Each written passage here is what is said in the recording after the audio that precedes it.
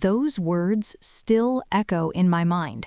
That is what you deserve. A sharp sound that refused to fade. My name is Denilvia Washington. I'm 59 years old, and this is the story I kept buried in silence for months, until that silence became unbearable. It happened on the night of my son Orion's wedding reception. His new mother-in-law, Serafina, hurled a bowl of scalding gumbo straight at me. The liquid burned my skin, spices stung my eyes, and thick broth soaked my ivory silk blouse. But it wasn't the soup that hurt most, it was the smile on her face, a calm, almost triumphant expression, as though she had waited years for this moment. "That is what you deserve," she said again, lifting her chin with quiet authority. The whole fell completely silent. Guests stared at their plates. Nobody moved, nobody spoke, except Orion, my son. The boy I had raised alone after his father abandoned us, the boy to whom I gave everything. He sat there, arms crossed, and said in a deep voice, "She's right, Mama." I felt the ground vanish beneath me. I didn't scream, I didn't cry, I didn't ask why. I simply took a linen napkin, wiped my face as best I could, and rose from my chair with the last of my dignity intact. I walked to the double doors, back straight, though every part of me was trembling. Before leaving, I did something unexpected. I pulled out my cell phone, dialed a number I had saved weeks earlier, and spoke 3 words. "It is time." Then I hung up and quietly stepped out into the night.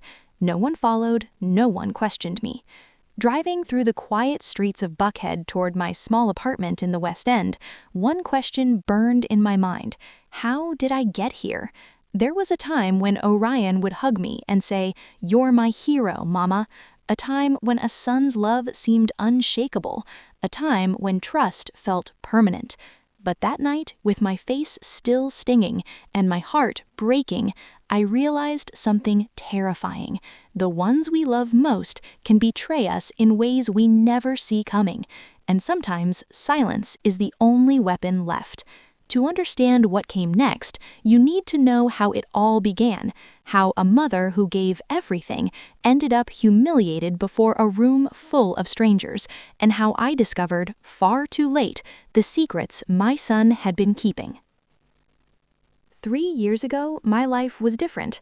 Not perfect, but mine. I lived in a spacious apartment in Atlanta's West End, with a balcony of red geraniums and bougainvillea that I watered myself every morning.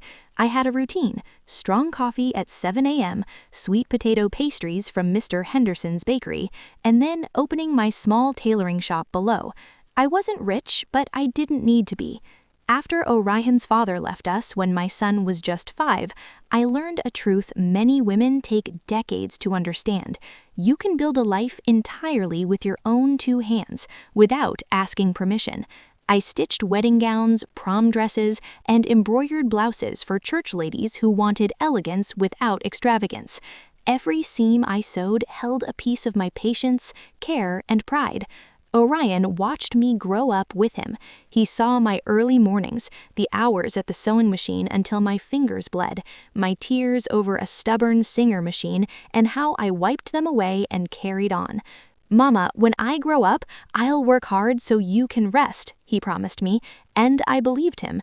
He grew into a responsible, kind young man. He studied hard, helped at the shop on Sundays, and asked thoughtful questions about fabrics and colors. I told him, "People tell you what they need, even if not in words." He nodded, then ran off to play basketball with the neighborhood kids. When he left for Morehouse College, I felt my sacrifices had been worth it. He graduated with honors, started a promising career, and began living the life I had dreamed for him. He even wore suits I had tailored and brought me flowers every Sunday. "Everything I am is because of you, Mama," he said, and I believed it. Until he met Clementina.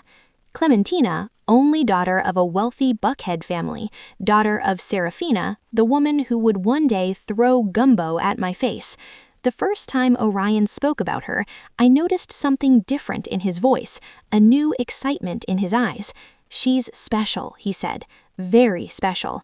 I wanted to like her. I wanted to trust my son's judgment, but from the very first meeting, I sensed a chill, a subtle message that I, Zenobia Washington, did not belong in their world. The following months felt like walking on shards of glass. Each step forward brought fresh pain, yet I forced myself to move, to smile, to pretend that everything was normal. But nothing was normal. Orion's visits, once a weekly ritual filled with pastries and stories, grew increasingly rare, bi-weekly, then monthly, and eventually sporadic. Every excuse pointed back to them, Clementina and Serafina. Sorry, Mama, Clementina and I have plans with her family. Sorry, Mama, we have wedding details to finalize. Sorry, Mama, lunch at the club. Always them, always without me. I tried to convince myself it was fine, that he was busy, that life changed when a son married, but inside, something in me was slowly breaking. That protective bubble of years raising my son alone was punctured by cold, subtle signals that I no longer had a place in his new life. One afternoon, a call from Orion brought a flicker of hope. "Mama, Clementina wants you to come with us to choose the wedding dress," he said. "Really?" My heart leapt. "She wants me there?" "Yes, Mama, she said you're an expert and your opinion matters." Perhaps I had misjudged them. Maybe inclusion was possible. I allowed myself a cautious optimism. The boutique in Buckhead was elegant beyond belief, with gowns that cost more than 6 months of my rent. I arrived early, eager to help. When Clementina finally appeared, she was accompanied by Serafina and 3 friends, all laughing, snapping photos, and commenting loudly. "Miss Zenobia," Clementina greeted me, a polite, practiced smile on her face. "I'm so glad you're here. Your expertise will be invaluable." I seated myself on a velvet sofa, watching as she modeled gown after gown.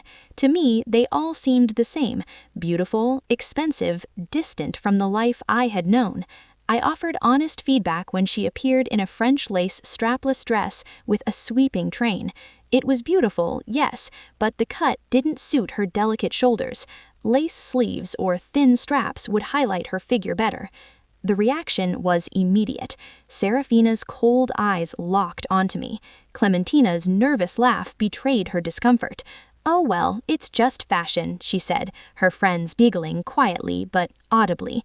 "That dress is perfect for our family's standards," Serafina added, hand on Clementina's shoulder. "We're taking it." I stayed seated, invisible, my voice unheard, while the plans for the wedding unfolded around me without a single question directed at me. Once again, I was a shadow. Outside, Orion waited. Clementina ran to show him the photos of the chosen garn. "See, I'll look stunning," she said, radiant. Orion kissed her and praised her excitement, and I lingered in the background, clutching my purse, feeling more like an intruder than ever. Orion finally glanced at me. "How did it go, Mama?" he asked. "It's lovely," I said, forcing a smile. "Thank you for including me." But I knew the truth. This wasn't about me. This wasn't about family. This was about control, about asserting dominance, about sending a message: you do not belong in our world. Serafina didn't leave me room to speak. As Orion and Clementina walked ahead, she leaned in. "Zenobia, you're a reasonable woman. You'll understand. Orion must focus on his future. Emotional attachments are complicated." The words pierced me like a blade. Emotional attachments? I had spent my entire life building his future, sacrificing every comfort for him, and now I was being told to step aside? I didn't respond. I only nodded, collecting myself, feeling the weight of years of love and devotion being disregarded, while my son followed them without protest. When I returned home, the untouched china cup sat on my table, a cold, silent reminder that I no longer belonged in their life. And as I brewed my own coffee in my stoneware mug, a dark question grew inside me. How far will they go to erase me from Orion's life? I didn't have an answer yet, but I would soon. After my meeting with Serafina, something inside me shifted. The pain was still there, but it no longer controlled me. In its place grew a quiet awareness, a clarity I had avoided for too long. I stopped reaching out to Orion. No calls, no messages. I wanted to see how long it would take him to notice my absence. Days passed, then weeks. The silence answered my question. The wedding preparations accelerated without me. Invitations were sent. I learned about the venue from a client who had seen it posted online.